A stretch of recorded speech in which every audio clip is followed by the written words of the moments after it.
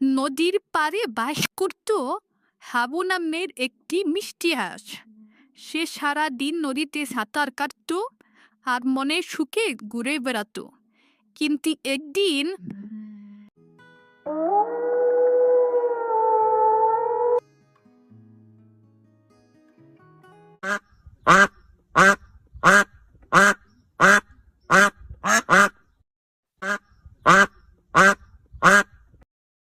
ওহ, কি মোটা তাজা চমৎকার হাঁস রে বাবা! আজ একে দিয়ে রাতের বুঝ হবে। যাই, একটু নাটক করি, দেখি ধরতে পারি কিনা। আরে হাবু ভাই, হাবু ভাই, ভয় করো না, ভয় করো না। আজ থেকে বনের রাজা সিংহ ঘোষণা করেছে, শিয়াল আর হাঁস বাই বাই, কেউ কাউকে খাবে না।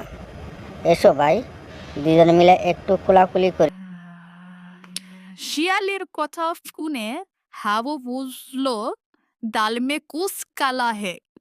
শিয়াল নিশ্চয় তাকে ফাঁদে ফেলবে। শিয়াল ভাই, ওই দেখো দূরে একদল শিকারী কুকুর এই দিকে আসছে। এদেরকেও তো জঙ্গলের নিয়ম কানুন জানা দরকার। ওদেরকে সবকিছু নিয়ম কানুন বলতেছি। কি শিকারি কুকুর?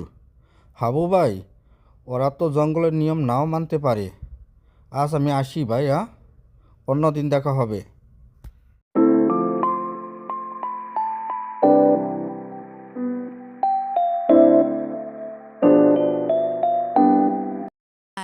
শিয়ালের এমন দৌড় দেখে হাঁসটি খিই তুরে হাসতে লাগলো আর মনের সুখে আবার শামুক খাওয়ায় মন দিল। বন্ধুরা, এর থেকে কি বুঝতে পারলেন? যত বিপদই আসো মাথা ঠান্ডা করে তার মোকাবেলা করবেন, সফল আপনি হবেনই হবেন না।